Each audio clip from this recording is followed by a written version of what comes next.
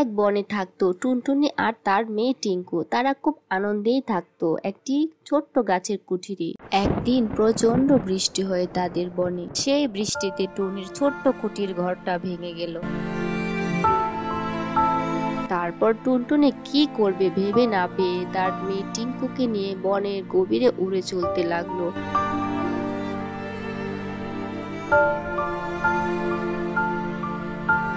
উড়তে উড়তে টুনি দেখতে পেল বনের গভীরে একটি সুন্দর বড় গাছ। সে ভাবলো যাই এটাতে গিয়ে একটু বিশ্রাম নেই। তারা যখন বিশ্রাম করছিল সেখানে তখন হঠাৎ করে আসলো এক ডাইনি। সে এসে তো বলতে লাগলো, কিরে, তোদের এত বড় সাহস, তোরা আমার কাছে বিশ্রাম করছিস এসে? দাঁড়া, তোদের দেখাচ্ছি মজা। দে টুনি, দে তোর বাচ্চাটাকে আমাকে দে।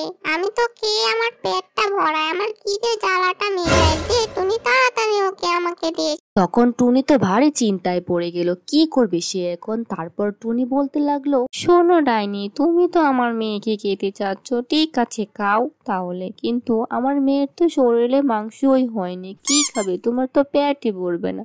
তুমি বরং এক কাজ করো, তুমি কিছুদিন পর খাও, তাহলে তোমার পেটটা ভরবে, ও একটু বড় হোক।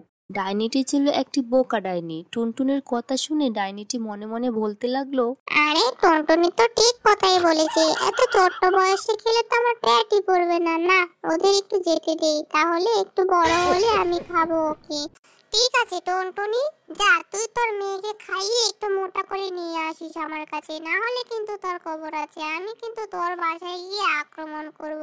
তারপর টুনটুনি তার মেয়ে টিঙ্কুকে নিয়ে সেই বন থেকে উড়ে চলে গেল। আর সে মনে মনে বলতে লাগলো আর কখনো সে এই জঙ্গলের চারপাশে আসবে